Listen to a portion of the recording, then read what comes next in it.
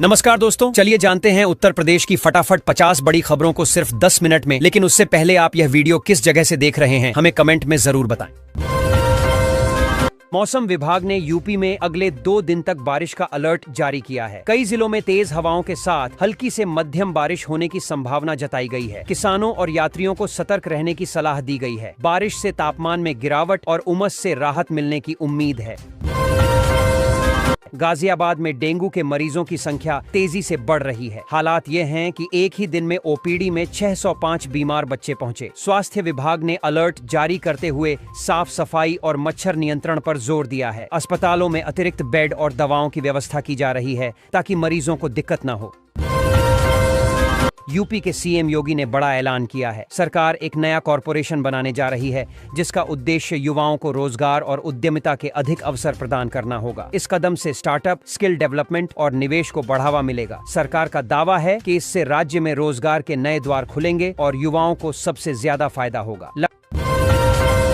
लगातार हो रही बारिश से यूपी की नदियां फिर उफान पर हैं। वाराणसी में गंगा घाटों पर गाद जमने से श्रद्धालुओं को दिक्कत हो रही है। वहीं जौनपुर में तेज बहाव के कारण एक युवती नाले में बह गई। प्रशासन ने लोगों को सतर्क रहने की अपील की है, खासकर नदी किनारे रहने वालों को।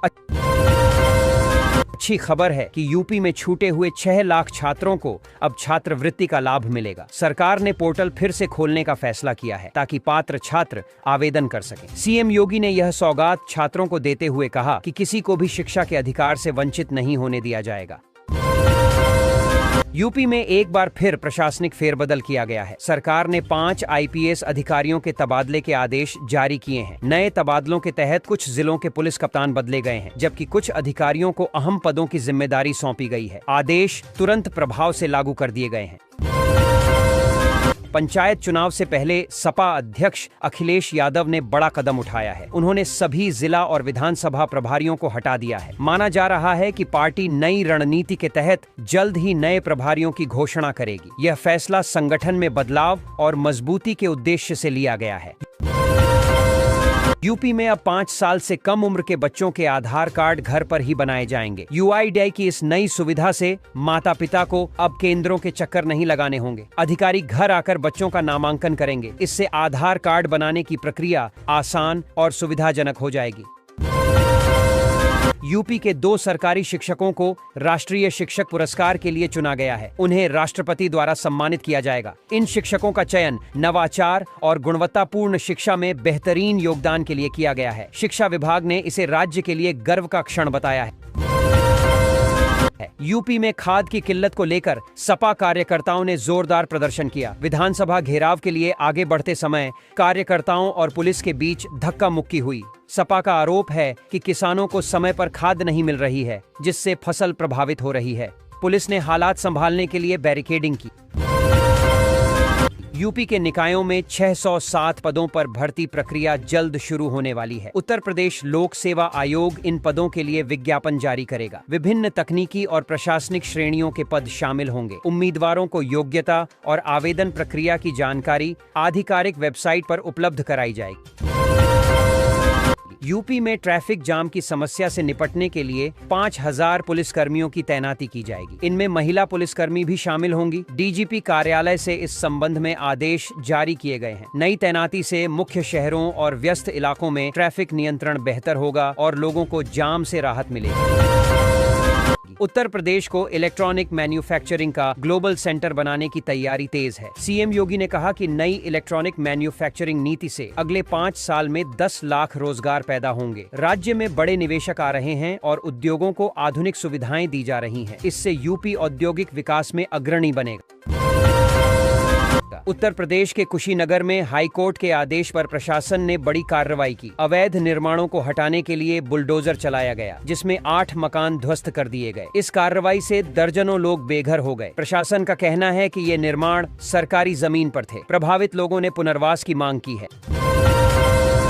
यूपी सरकार 12वीं के बाद पढ़ाई करने वाले छात्रों के लिए नई स्कॉलरशिप योजना शुरू करने जा रही है। सीएम योगी ने ऐलान किया कि इस योजना से आर्थिक रूप से कमजोर छात्रों को उच्च शिक्षा में मदद मिलेगी। सरकार का उद्देश्य ज्यादा से ज्यादा युवाओं को पढ़ाई का मौका देना है। योजना की प्रक्रिया जल्द शुरू होगी। यूपी में योगी सरकार ने नया प्रोजेक्ट शुरू किया है, जिसके तहत 1 लाख सूर्य सखियां गांव-गांव तक सोलर लाइटिंग पहुंचाएंगी। इस पहल का उद्देश्य ग्रामीण क्षेत्रों में ऊर्जा आत्मनिर्भरता बढ़ाना और महिलाओं को रोजगार देना है। सूर्य सखियों को सोलर तकनीक की ट्रेनिंग दी जाएगी, जिससे गांवों में रोशनी के साथ हरित ऊर्जा को बढ़ावा मिलेगा। लखनऊ विकास प्राधिकरण LDA ने बड़ा ऐलान किया है। नई कॉलोनियों के लिए जमीन देने वाले किसानों को सिर्फ 8 दिन में 4 गुना मुआवजा मिलेगा। यह कदम किसानों के हितों को ध्यान में रखते हुए उठाया गया है। योजना के तहत किसानों को समय पर भुगतान और पारदर्शी प्रक्रिया का आश्वासन दिया गया है।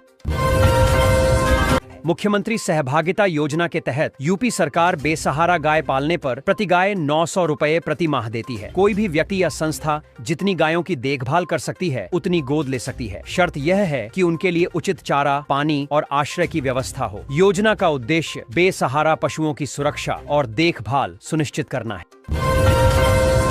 Delhi Varanasi bullet train project पर बड़ा अपडेट आया है। यह हाई स्पीड ट्रेन यूपी के 60 गांवों से होकर गुजरेगी। प्रोजेक्ट के लिए भूमि अधिग्रहण की प्रक्रिया तेज कर दी गई है। ट्रेन 800 किलोमीटर से अधिक की दूरी तय करेगी और कई बड़े शहरों को जोड़ेगी। सरकार का दावा है कि इससे यात्रा समय में भारी कमी आएगी।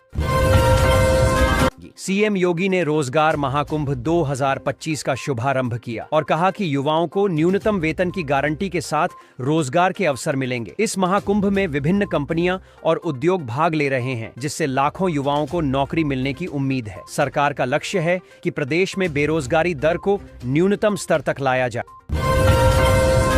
यूपी में काम करने वालों के लिए बड़ी खबर है। योगी सरकार नया नियम लागू करने जा रही है, जिसके तहत श्रमिकों और कर्मचारियों को समय पर वेतन भुगतान, सुरक्षा और कल्याण से जुड़ी सुविधाएं सुनिश्चित की जाएंगी। यह कदम श्रम कानूनों के पालन को सख्त बनाने और कार्यस्थलों पर पारदर्शिता लाने के उद्देश्य से उठाया जा रहा है।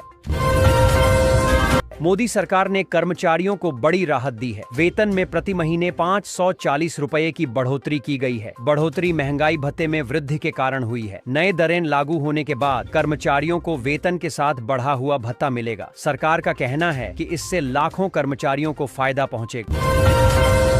वाराणसी में गंगा का जल स्तर तेज रफ्तार से बढ़ रहा है, जिससे काशी में बाढ़ का खतरा गहरा गया है। लगातार बारिश और अपस्ट्रीम से पानी छोड़े जाने के कारण नदी उफान पर है। कई निचले इलाकों में पानी घुसने लगा है। प्रशासन ने अलर्ट जारी कर लोगों को सुरक्षित स्थानों पर जाने की अपील की है। नोएडा के स्मार्ट मीटरों को लेकर फैली अफवाहों पर PVVVNL ने सफाई दी है। कंपनी ने कहा कि मीटरों में कोई तकनीकी गड़बड़ी नहीं है और बिल सही तरीके से जनरेट हो रहे हैं। उपभोक्ताओं से अपील की गई है कि वे फर्जी खबरों पर ध्यान न दें और किसी समस्या के लिए हेल्पलाइन से संपर्क करें। नोएडा फिल्म सिटी प्रोजेक्ट पर संकट के बादल मंडराने लगे हैं। किसानों ने चेतावनी दी है कि अगर उनकी जमीन का उचित मुआवजा और पुनर्वास नहीं मिला तो वे काम रोक देंगे। किसान संगठनों का कहना है कि उनकी मांगें पूरी किए बिना निर्माण आगे नहीं बढ़ने दिया जाएगा। प्रशासन ने बातचीत से समाधान की कोशिश शुरू की है। नोएडा के जेवर में किसानों ने भूमि अधिग्रहण को लेकर महापंचायत की। किसानों ने आरोप लगाया कि मुआवजा दरें कम हैं और पुनर्वास की व्यवस्था उचित नहीं है। उन्होंने चेतावनी दी कि अगर मांगें नहीं मानी गईं तो आंदोलन तेज किया जाएगा। प्रशासन ने शांति बनाए रखने और वार्ता से हल निकालने की अपील की है। मेरठ लखनऊ वंदे भारत एक्सप्रेस का रूट बढ़ा दिया गया है। अब यह ट्रेन अयोध्या और काशी तक जाएगी। इस विस्तार से यात्रियों को तेज और आरामदायक यात्रा का लाभ मिलेगा। रेलवे का कहना है कि इससे धार्मिक पर्यटन को बढ़ावा मिलेगा और यात्रियों का समय भी बचेगा। नई समय सारणी जल्द जारी होगी। यूपी में मानसून फिर सक्रिय हो गया है। मौसम विभाग ने 30 जिलों में झमाझम बारिश का पूर्वानुमान जताते हुए येलो अलर्ट जारी किया है। कई क्षेत्रों में गरज चमक के साथ तेज बारिश होने की संभावना है। किसानों और आम जनता को सतर्क रहने की सलाह दी गई है। निचले इलाकों में जलभराव की आशंका बनी हुई है। यूपी में भारी बारिश से हालात बिगड़ गए हैं। कई जिलों में एक्सप्रेसवे धंस गया, कई मकान बह गए और लगभग 200 बीघा फसल जलमग्न हो गई। सड़कों पर पानी भरने से यातायात बाधित है। गांवों में बाढ़ जैसे हालात बन गए हैं, जिससे जनजीवन अस्त व्यस्त हो गया है। राहत और बचाव कार्य जारी है।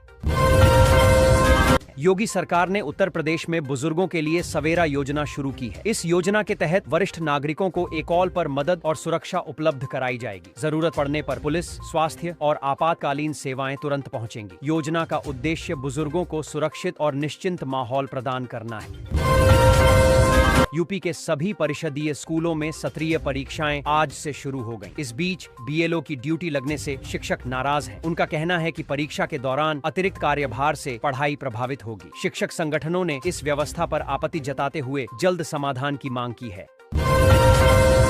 यूपी में 8वीं पास युवाओं के लिए बड़ी खबर है। जल्द ही रोजगार मेला आयोजित होने जा रहा है, जिसमें 170 से ज्यादा कंपनियां भाग लेंगी। उम्मीदवारों को 10,000 रुपए तक की नौकरी का अवसर मिलेगा। मेला युवाओं को रोजगार देने और कंपनियों को योग्य उम्मीदवार उपलब्ध कराने के उद्देश्य से आयोजित किया जा रहा है।